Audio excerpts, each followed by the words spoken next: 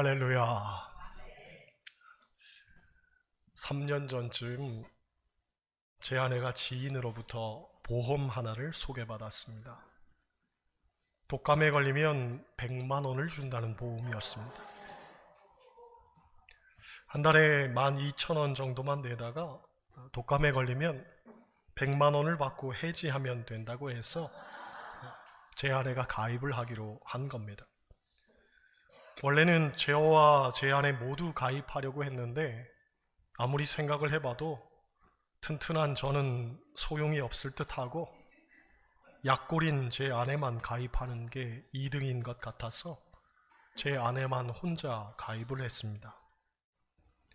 그런데 3년 동안 매년 빠짐없이 저는 독감에 걸리고 있고 아내는 한 번도 독감에 걸리질 않아서 지금 3년째 저희 둘은 씁쓸하게 입맛만 다시고 있습니다. 특히나 올해는 제 딸이 먼저 독감에 걸리고 그 다음 아들이 걸리고 그 다음 저도 독감에 걸려 심하게 앓았기 때문에 제 아내가 옳다구나 이때로구나 생각하고는 같이 먹고 같이 자고 같이 생활했는데 어찌된 영문인지 아직도 멀쩡합니다. 물론 저녁마다 여보 열이 오르는 것 같아, 나도 머리가 아파, 몸이 안 좋아 하면서 자는데 아침이면 멀쩡하게 일어납니다. 참 100만 원 타기가 어렵습니다. 요즘 독감이 유행입니다. 여러분도 감기 조심하시길 바랍니다.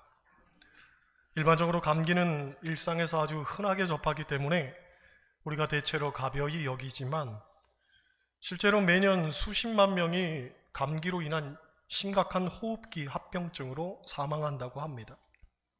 통계에 의하면 전 세계적으로 약 30만 명에서 65만 명이 매년 독감으로 인한 폐렴과 합병증으로 사망한다고 합니다. 그러므로 우리가 쉬이 여기는 감기가 사실은 쉬이 내버려 두면 안 되는 질병인 겁니다. 그런데 신앙적으로 볼 때에 어쩌면 영혼에도 감기가 있을 수 있다고 생각합니다. 곧 하나님과의 관계가 완전히 끊어진 건 아니지만 영적인 감각이 둔해지고 믿음의 생기가 약해진 상태. 다시 말해 겉으로는 크게 이상이 없어 보이는데 속으로는 완전히 무기력한 영혼의 상태를 말하는 겁니다. 물론 죽을 병은 아닌 것처럼 보입니다. 하지만 방치하면 더 깊은 영적 질병으로 이어질 수 있다는 점에서 우리가 경각심을 가져야 하는 겁니다.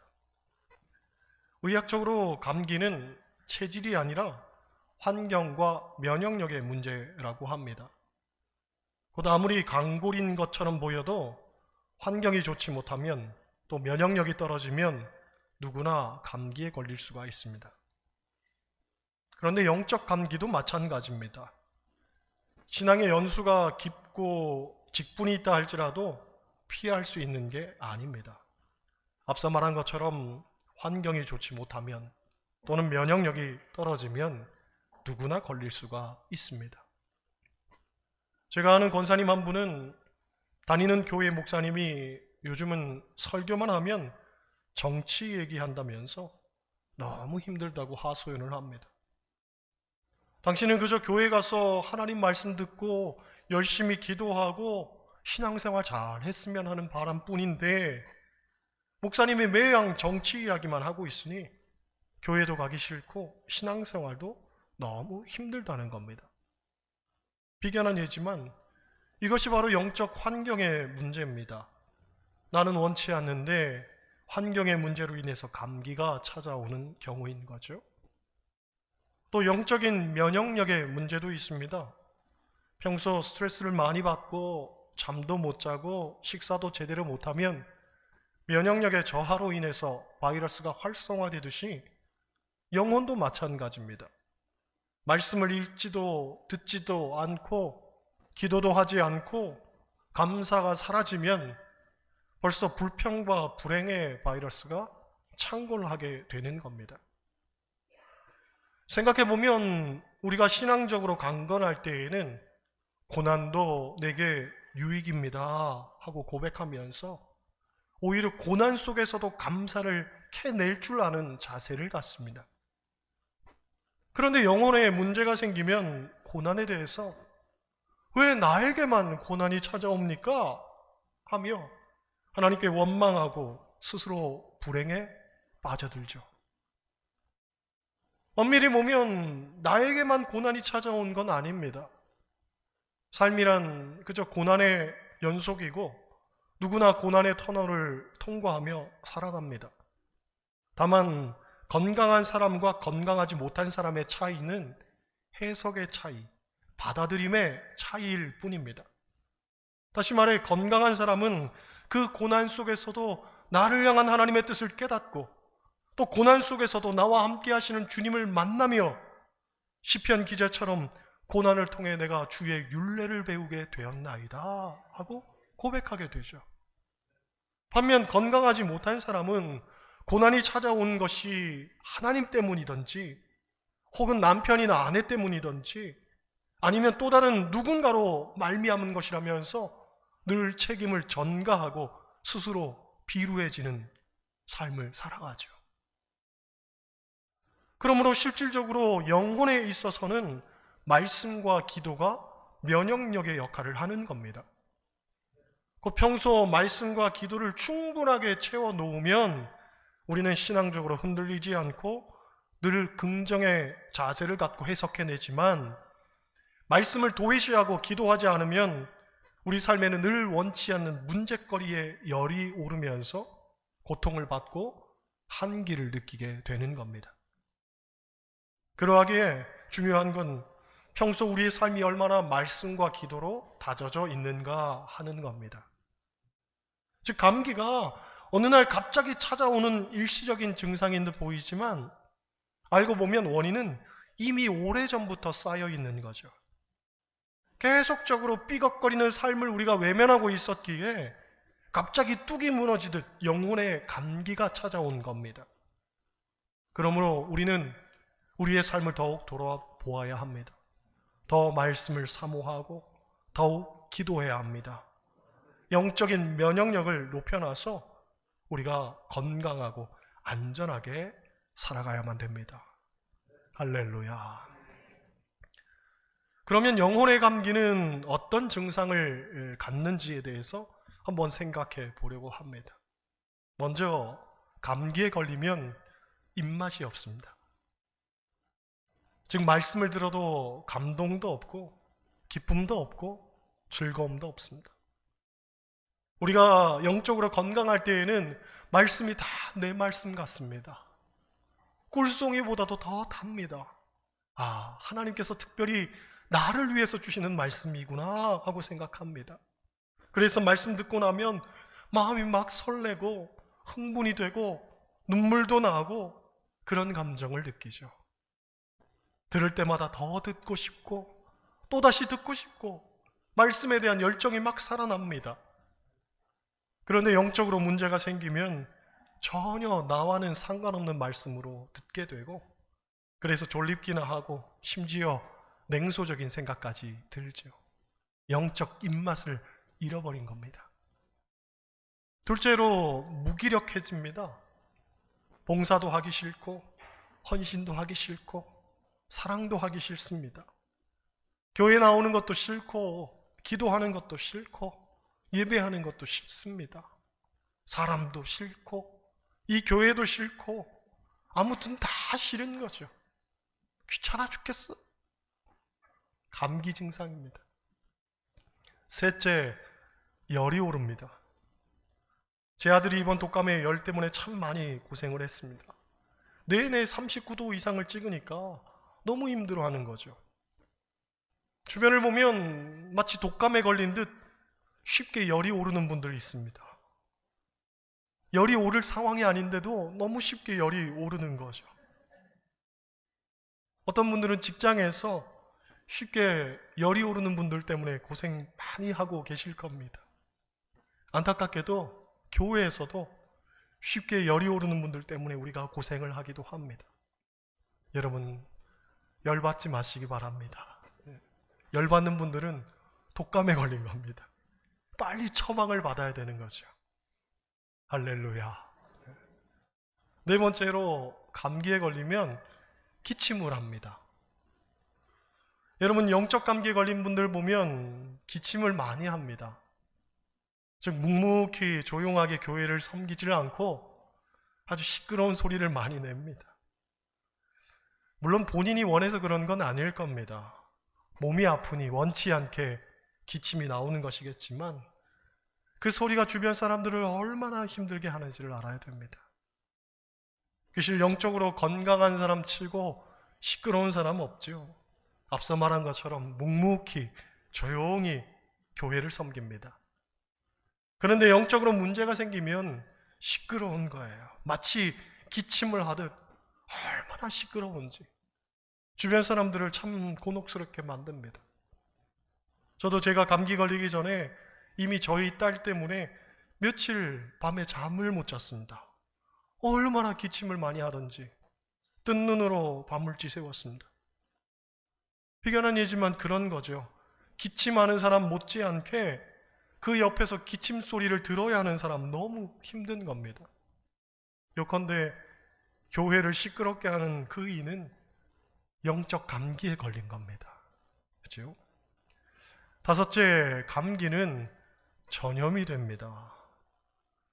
보통 아이들은 학교에서 감기가 전염이 됩니다. 저희 딸도 같은 반 친구들이 대부분 독감에 걸렸습니다. 그래서 우리 딸이 독감 걸리는 건 시간 문제겠구나 하고 생각을 했었습니다. 아니나 다를까 제 딸이 먼저 걸렸고 그 다음 이제 저희 가족 모두가 고생을 한 거죠. 교회 안에서도 영적으로 문제가 생긴 사람이 하나 생기면 모두가 영향을 받게 됩니다. 그 사람의 부정적인 생각, 상처 주는 말들, 냉소적인 태도 다 직간접적으로 영향을 받게 되어 있습니다. 그런데 더욱 무서운 건 그 한 사람이 교회의 전체적인 분위기를 무겁게 만들어서 또 다른 부정적인 사람을 양산해 낸다는 거죠. 곧 부정적인 생각이 공유되고 상처 주는 말들이 난무하고 냉소적인 태도가 확산되더라는 거예요. 처음에는 그저 한 사람의 일탈이었던 것처럼 보였지만 마치 감기가 전염되듯 교회 속으로 마구 퍼져나가는 겁니다. 그래서 결국은 공동체 모두가 그런 고통 속에서 침잠하게 되는 거죠. 그러므로 한 사람의 영적 감기가 발견되었을 때에 우리가 빨리 수습을 해야 됩니다. 그렇지 않으면 더 큰 문제로 파생될 것은 너무나 자명한 일입니다.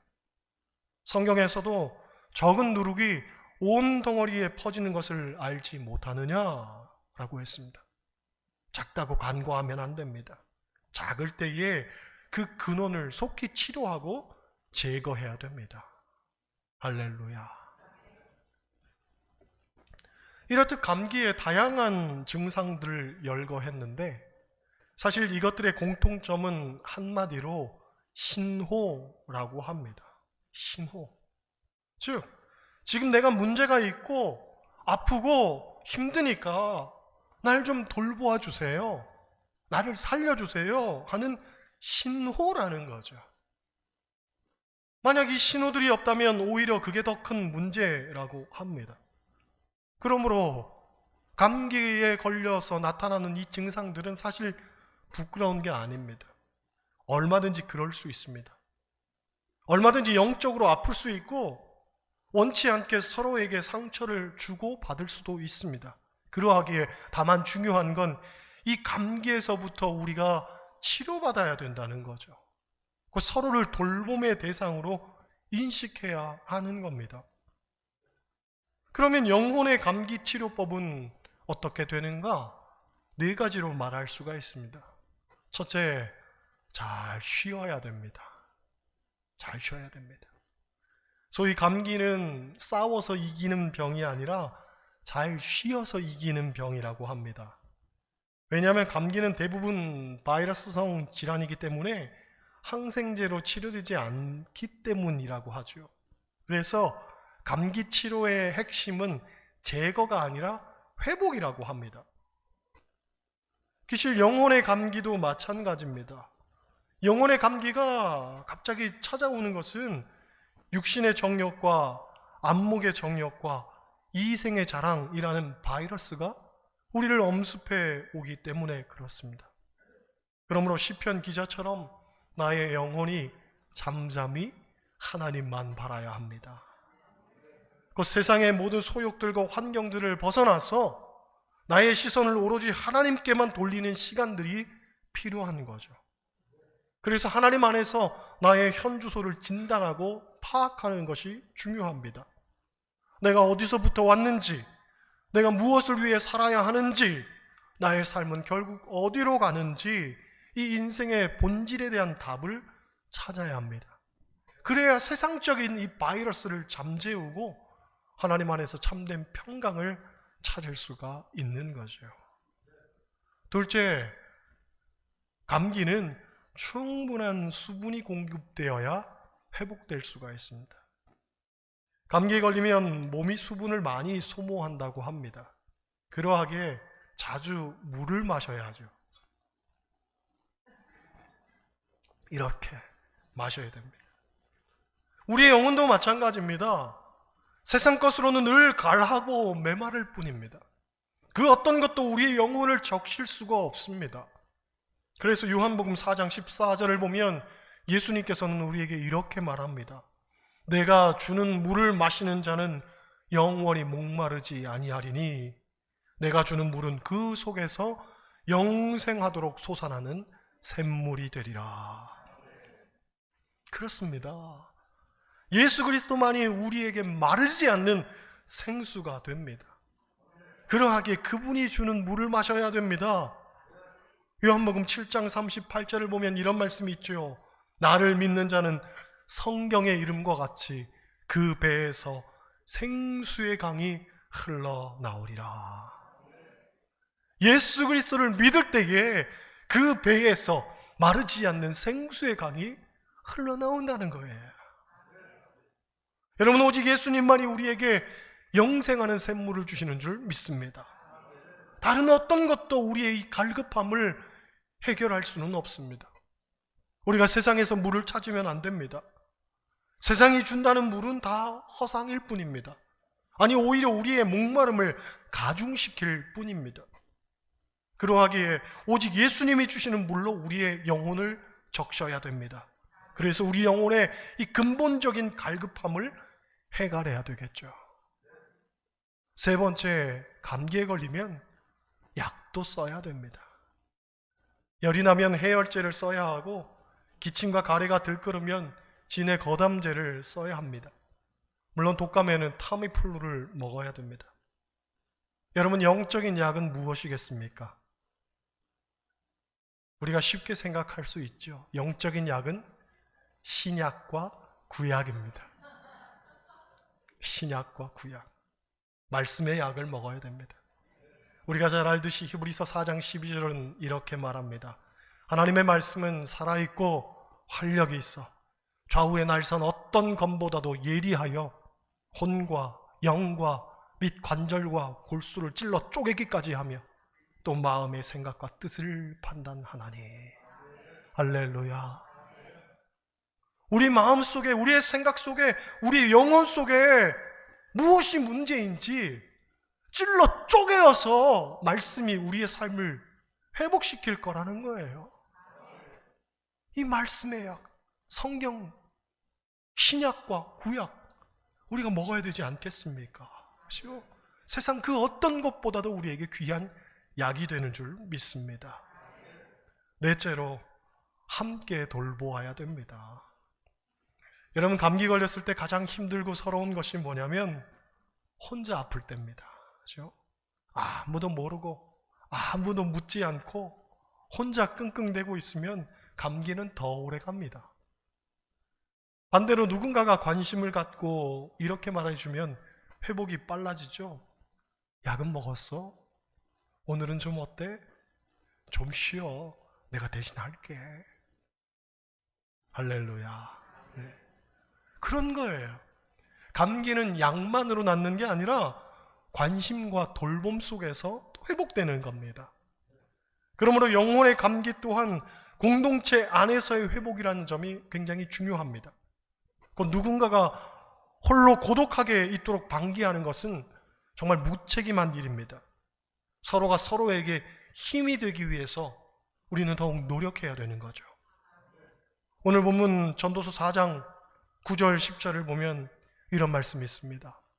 두 사람이 한 사람보다 나음은 그들이 수고함으로 좋은 상을 얻을 것임이라.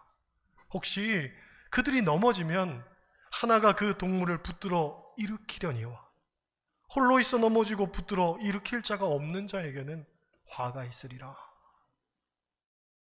여러분, 우리 영혼은 홀로 서 있기에는 너무나 연약한 존재입니다.